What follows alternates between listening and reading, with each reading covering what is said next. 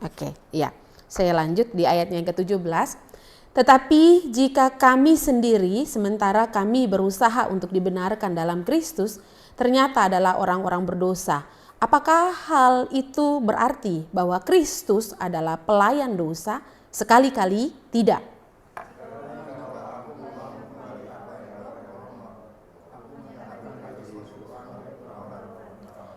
Sebab aku telah mati oleh hukum Taurat untuk hukum Taurat, supaya aku hidup untuk Allah. Aku telah disalibkan dengan Kristus.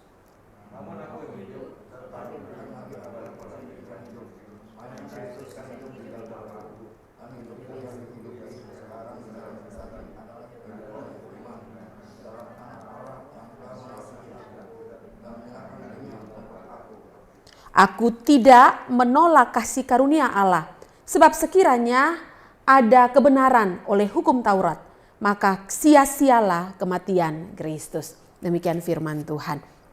Bapak Ibu Saudara yang dikasih dalam kasih Kristus, beberapa minggu berturut-turut saya dan saudara telah melewati pembahasan terkait dengan kitab Galatia ini. Dan secara khusus bagian perikop yang saya dan saudara barusan membaca ini adalah bagian yang bisa dikatakan bahwa ini adalah bagian dari titik transisi dalam surat Galatia sendiri, yang mana bagian ini kalau dikatakan dari ayat pasal 1 sampai masuk pasal 2 sampai pada ayatnya yang ke-14 itu masih merupakan dasar atau pendahuluan awal untuk pembahasan terkait dengan kitab Galatia.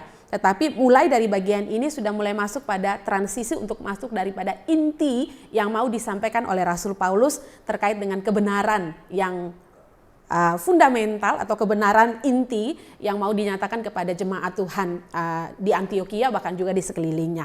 Nah, Bapak Ibu jemaat Tuhan yang terkasih dalam kasih Kristus, seperti beberapa waktu berulang-ulang kita telah melihat bahwa inti secara khusus di dalam pendahuluan awal, Paulus memperkenalkan dirinya sebagai seorang rasul yang juga menekankan bagaimana dia berdiri bukan hanya di dalam statusnya sebagai seorang rasul, tetapi dia menegaskan perannya atau panggilannya sebagai seorang rasul dalam prinsip bahwa jabatan kerasulan yang diberikan Allah Yesus Kristus kepada menjadi satu penegasan untuk dia memberitakan Injil itu sendiri.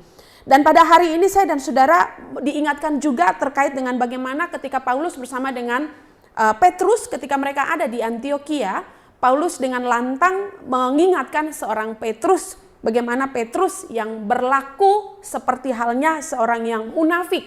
Tetapi kalau saya dan saudara memperhatikan akan bagian itu, di minggu lalu telah dibahas bahwa jelas bahwa bagian ini berbicara bukan tentang persoalan personal gitu ya.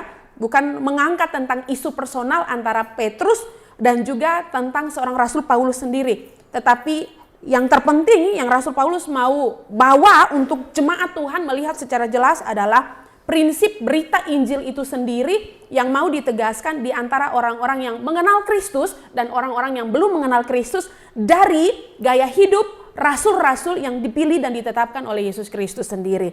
Dan hari ini saya dan saudara masuk di dalam transisi ini. Transisi untuk Rasul Paulus untuk mulai berada pada inti berita yang mau disampaikan di dalam surat Galatia itu sendiri. Saudara dan saya memperhatikan akan bagian ini begitu sangat indah.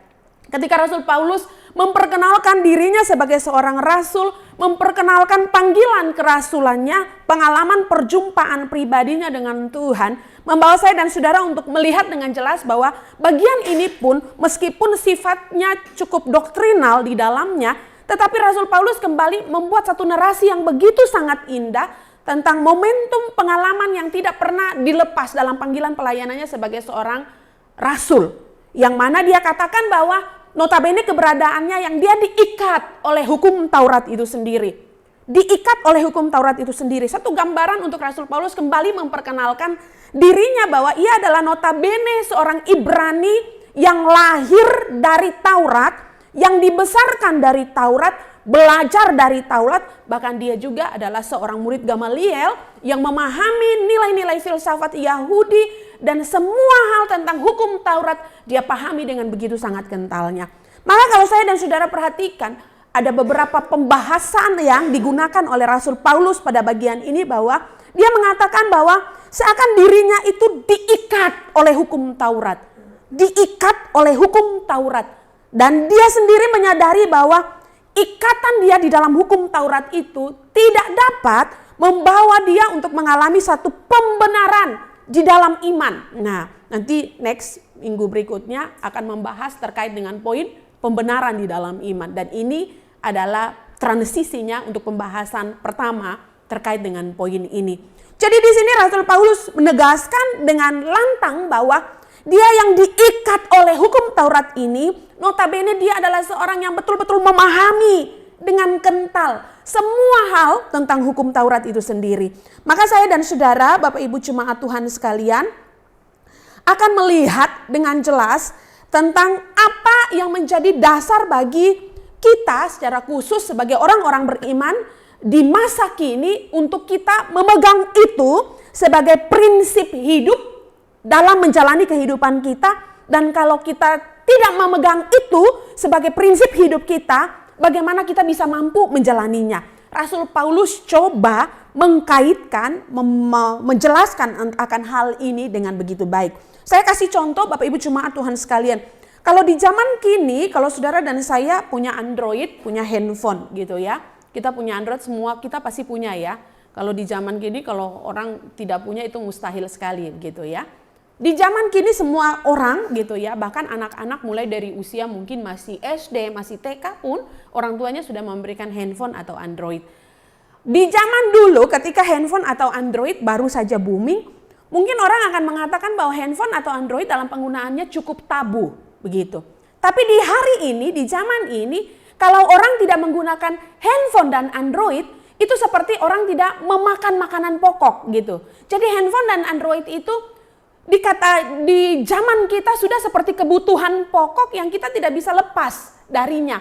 Walaupun mungkin banyak ahli, para psikolog mengatakan dampak kejelekan, tapi fakta yang terjadi adalah keterikatan kita dengan kemajuan teknologi secara khusus Android ya sudah tidak bisa terlepas dalam kehidupan kita. Nah, sekarang pertanyaannya seperti demikian Bapak Ibu Saudara sekalian.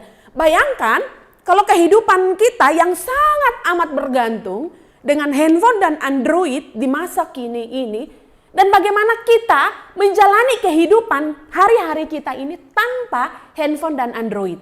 Coba Bapak Ibu bisa memberi jawaban kepada saya. Bagaimana bisa, apakah bisa kita menjalani kehidupan ini tanpa handphone, Android atau dan sebagainya, ya, Android dan sejenisnya? Bisa? Tidak bisa? Bisa? Yakin? Om Ateng? Om Ateng? Yakin? Kalau yang kagak bisa itu orang yang ada usahanya atau dalam bidang pergaulan bisa kemana, karena kan sekarang dia butuh koneksi mana. Tapi kalau seorang ibu rumah tangga yang biasa nggak apa-apa. Oh, seorang ibu rumah tangga yang biasa? Kalau yang biasa yang dia ngomong itu bisa aja. Bisa aja ya gitu ya. Bisa aja ya, bisa. Nah sekarang karena tolok ukurnya ngomongnya ibu-ibu. Kalau Om Ateng sendiri gimana? Bisa atau enggak? Kalau kita kalau yang dalam bidang usaha atau ada ini ya itu pasti pakai, karena apa? Kita melayani customer atau customer memanggil kita kan melalui ini. Jadi nggak bisa? Karena tergantung pekerjaan. Nah, adakah ibu-ibu rumah tangga tulen di sini? Semua kita pasti tergerak. Aja dua aja kan bisa main HP. Oh ya gitu ya. Puji Tuhan ya, masih ada buktinya ya, masih ada buktinya, ada oldnya. Saya kira semuanya sudah sangat canggih, sudah pegang banget dan tidak bisa lepas. Nah, iya?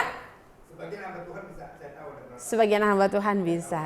Ya, contoh sederhananya gini. Misalnya kita keluar dari rumah, terus tiba-tiba kita tahu bahwa kita tuh di tengah jalan baru lupa kita bawa handphone. Balik nggak? Masih balik. Kalau yang orang dalam bidang sama dalam ini, hidup dia ditanggung di HP. Hah? Kalau PR dia masing-masing dalam karakter dia. Manusia kita masih dia dalam bidang usaha ya dia nih. Kalau dia dalam ini dia pasti ada. Oke, ya terima kasih ya Bapak dua ini sudah sangat vokal membicarakan isi hati mereka. Ya, baik Bapak Ibu Saudara, contoh tadi terima kasih Bapak Ibu sudah merespon ya. Contoh tadi menunjukkan bahwa memang sebagian besar orang di zaman ini mungkin sulit untuk melepas handphone Android karena alasan kebutuhan pekerjaan dan sebagainya. Nah, faktanya juga adalah meskipun orang tidak dengan kebutuhan pekerjaan, tetapi kalau dia sudah terbiasa terikat dengan handphone dan Android, dia susah lepas. Meskipun tanpa ikatan pekerjaan, tapi karena sudah terbiasa, dia susah lepas. Beda ceritanya kalau memang dari awal dia nggak pegang, dia nggak terbiasa. Nah saudara, kalau melihat dari contoh ini saja, kita bisa memperhatikan diri kita begitu ya, berdasarkan firman Tuhan ini. Rasul Paulus itu membawa dirinya seperti gambaran, saya kasih contoh seperti handphone tadi. Dia datang dengan ikatan keterbiasaan pola yang begitu sangat mengikat dia terkait dengan hukum Taurat. Seperti handphone tadi. Dalam segala hal dia bergerak tentang kehidupannya itu bergantung dengan hukum Taurat. Dengan notabene seperti itu, dia tahu persis sebelum dia mengenal Kristus, dia tahu persis bahwa hukum Taurat itu memiliki standar terpenting untuk apapun yang dia lakukan dalam kehidupannya ini harus berdasarkan dan sesuai dengan hukum Taurat. Nah saudara, saya ingin bawa hal ini untuk coba kita implikasikan bagian ini dalam kehidupan kita. Ya sebenarnya di zaman ini kalau kita bicara tentang apa manfaat terbesar hukum Taurat dan apa relevansinya dari hukum Taurat, apakah masih sangat berlaku dibandingkan kehidupan Yudais dan juga kehidupan bangsa Israel di perjanjian lama dan juga kehidupan kita di masa anugerah di zaman kini, apakah masih sangat relevan seperti yang Rasul Paulus alami? Sebagian besar saya dan saudara pasti akan menjawab ya, tapi sebagian juga besar dari kita akan bingung untuk menyatakan bahwa antara iya dan tidak.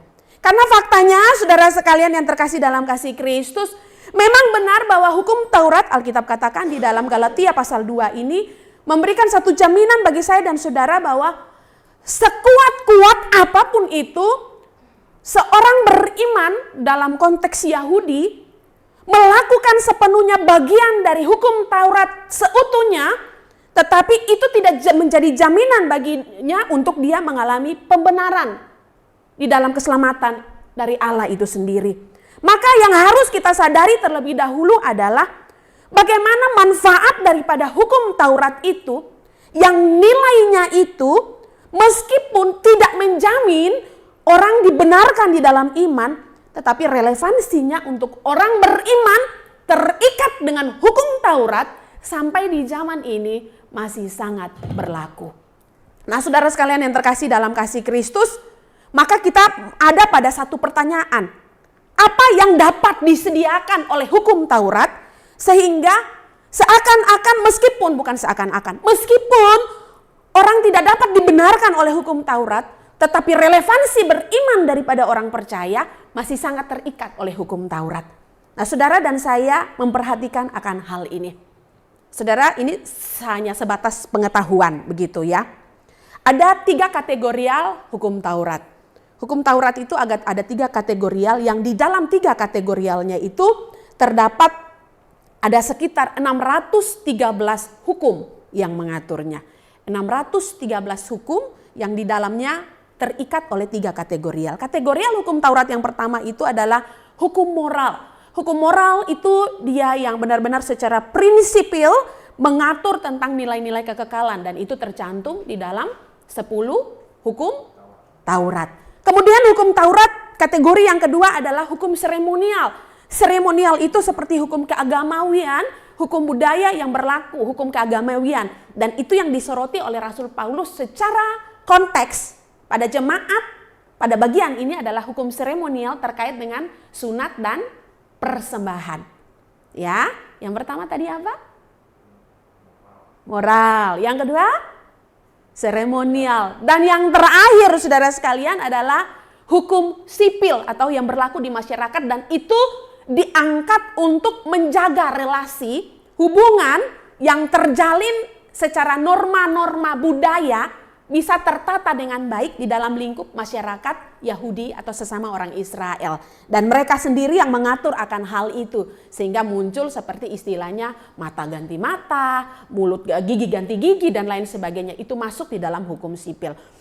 613 dalil, 613 poin terkait dengan hukum Taurat ini. Dan kalau saudara dan saya sekarang kan ada di dalam perenungan Shepherd, saudara sekalian, mengikutinya dengan berurutan, kita bisa memahami poin demi poin dari penjelasan hukum Taurat itu secara khusus terkait dengan hukum seremonial gitu ya, hukum kurban, persembahan. Kita sedang ada di fase ini ya, di dalam kitab Imamat banyak sekali mencatat akan hal itu. Nah, sekarang saudara sekalian, menurut Rasul Paulus gitu ya, orang Yahudi yang sudah sangat kental, terbiasa di dalam melakukan 3 konteks gitu ya, kategorial hukum Taurat ini ya. Pertanyaan tadi, apakah hukum Taurat yang mereka lakukan dan terbiasa di dalamnya, apakah dapat menyediakan apa yang dapat disediakan oleh hukum Taurat ini? Yang pasti 3 kategorial hukum Taurat, 613 dalil di dalam hukum Taurat itu hanya mengikat orang percaya atau orang Yahudi untuk secara sentral memahami dengan jelas diri mereka mampu melakukan semua hal itu baru diterima oleh Allah. Dengan alasan ini saudara sekalian, maka muncul karena orang Israel atau orang Yahudi tidak mampu melakukan secara keseluruhan semua dalil daripada hukum Taurat, maka muncul hukum seremonial yang mengaturnya supaya ada kurban darah.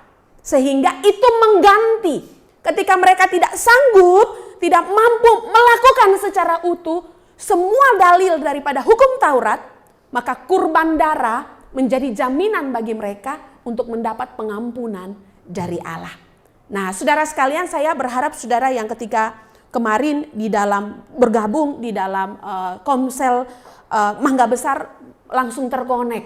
Karena kita belajar kemarin bagaimana semua bentuk pengorbanan, bayangin saudara sekalian, bahwa kalau hukum seremonial ini berlaku ya di zaman ini gitu ya, berapa banyak kurban yang akan kita terus lakukan, kurbankan untuk mendapatkan pengampunan dari Allah.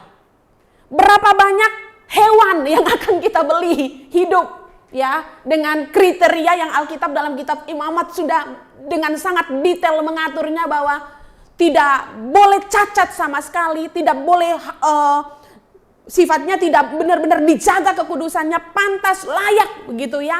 Berapa banyak setiap hari kita harus kurbankan untuk mendapatkan pengampunan daripada Allah jika hukum seremonial daripada hukum Taurat ini masih berlaku di zaman ini.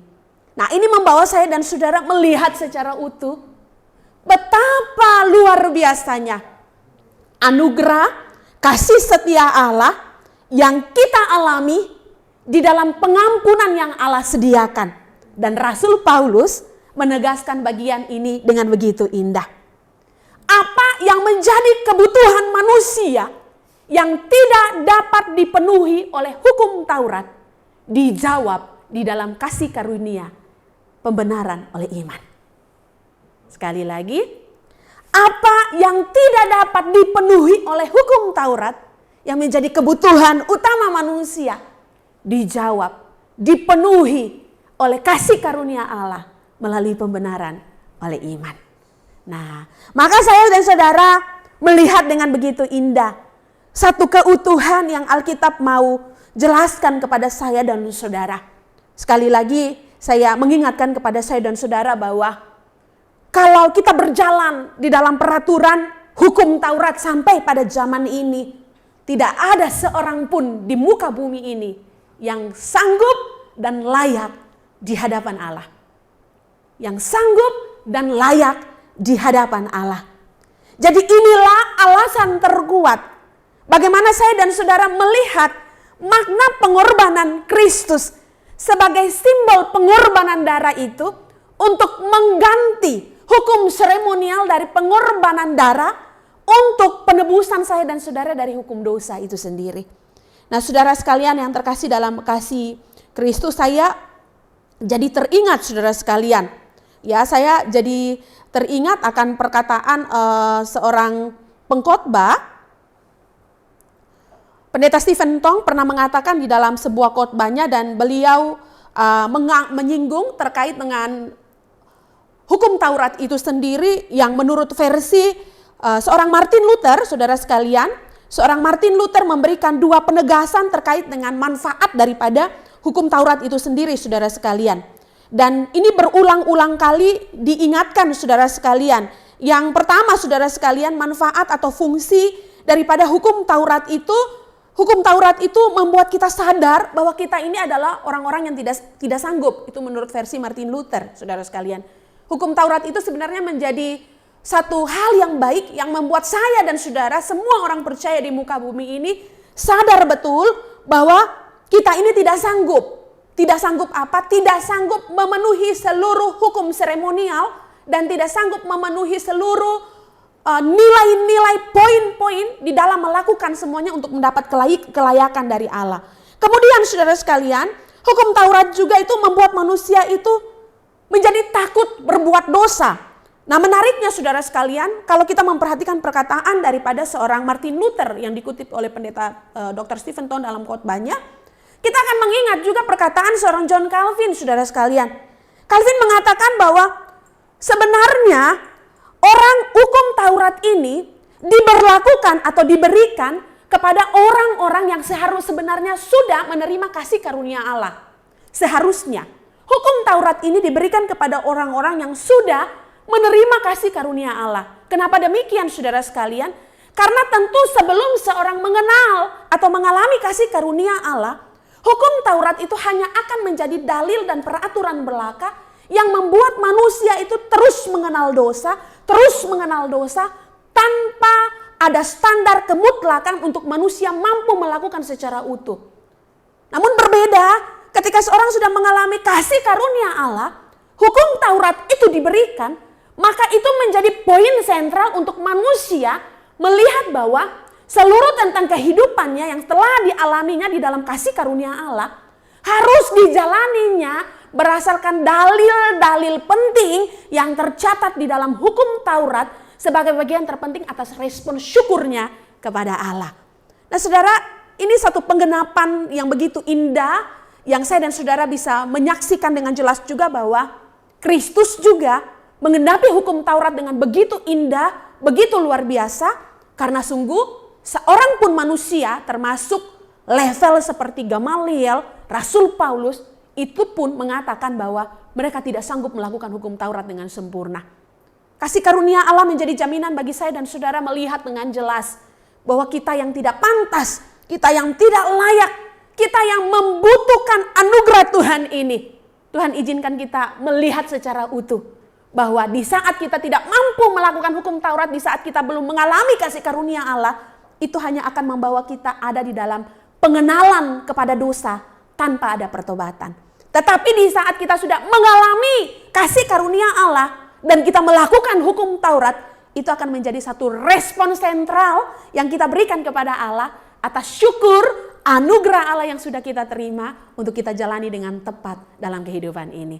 Nah sekarang saudara sudah melihat dengan jelas relevansi yang Tuhan izinkan untuk hukum Taurat ini terjadi dalam kehidupan kita di masa kini. Saya yakin saudara dan saya di masa kini, semua orang yang ada di ruangan ini, bahkan saudara yang mendengar melalui channel YouTube gereja kita adalah orang-orang yang mengalami kasih karunia Allah. Maka mari melihat, memberikan respon yang tepat atas apa yang harus kita lakukan dari hukum Taurat ini. Perhatikan bahwa penggenapan tentang dalil daripada hukum seremonial sudah digenapi oleh Yesus Kristus melalui pengorbanan darahnya. Kita tidak perlu melakukannya lagi. Tetapi itu menjadi alasan terbesar bagi saya dan saudara dibenarkan dalam karya Yesus Kristus. Dibenarkan oleh iman. Maka mari hidupi iman kita yang sungguh kepada Kristus, karena Paulus pun mengatakan dengan begitu indah dalam poin ini. Dia dibenarkan oleh iman bukan karena melakukan hukum Taurat. Dia mengalami kasih karunia Allah sehingga ketika dia melihat hukum Taurat adalah poin-poin indah yang dia jalani sebagai respon syukurnya kepada Allah. Pertanyaannya bagi saya dan saudara pada malam hari ini adalah, apakah kita melihat hukum Taurat di zaman ini, pada saat ini, kita membaca Alkitab dan kita melihat nilai-nilai dari hukum Taurat itu, kita hanya melihatnya hanya sebatas sebagai poin-poin nilai budaya dalam keyahudian, atau kita meresponinya sebagai firman Tuhan yang harus kita hidupi sebagai orang-orang yang sudah mengalami kasih karunia Allah. Ketika saya dan saudara belum mengalami kasih karunia Allah, ketika Alkitab berkata jangan berzina, kita akan menganggap itu hanya pengenalan akan dosa. Itu hanya sebatas sebuah dosa. Kecenderungan kita mungkin akan terus berzina. Jangan mencuri, itu hanya sebatas sebuah pengenalan akan sebuah dosa dan penghukuman dosa. Tetapi kita tidak bertobat. Tetapi kita sudah mengalami Kristus, mengalami kasih karunia Allah. Mari lihat hukum Taurat seperti 10 dalil hukum, 10 hukum Tuhan yang Tuhan ucapkan kepada kita sebagai respon iman yang sungguh kepada Tuhan untuk kita hidupi. Amin. Mari kita berdoa. Bapa di surga, terima kasih untuk bagian firman Tuhan yang Tuhan izinkan kami pelajari malam ini. Melalui berita indah yang Tuhan nyatakan lewat seorang Rasul Paulus, kami belajar mengenal bahwa di zaman ini relevansi daripada hukum Taurat bagi kami orang-orang beriman yang mengalami kasih karunia Allah dalam Yesus Kristus menjadi bagian terpenting untuk kami meresponinya sebagai satu pertanggungjawaban kami kepada Tuhan. Atas dasar kami telah mengalami kemenangan oleh kasih karunia Allah. Tolong kami Tuhan untuk menghidupi setiap bagian kebenaran firman Tuhan yang begitu indah yang Tuhan perdengarkan kepada kami malam ini. Bantu kami Tuhan untuk ketika kami melihat secara utuh bagian dari setiap kebenaran firman Tuhan, baik dari hukum Taurat, baik dari kitab-kitab perjanjian lama, sampai kepada nilai-nilai kekekalan yang tercantum di dalam kitab-kitab perjanjian baru, kami melihatnya sebagai satu kesatuan yang utuh sebagai firman Allah, yang kami hidupi dalam anugerah kasih setia Allah.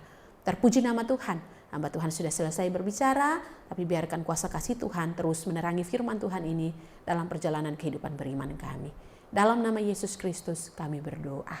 Amin.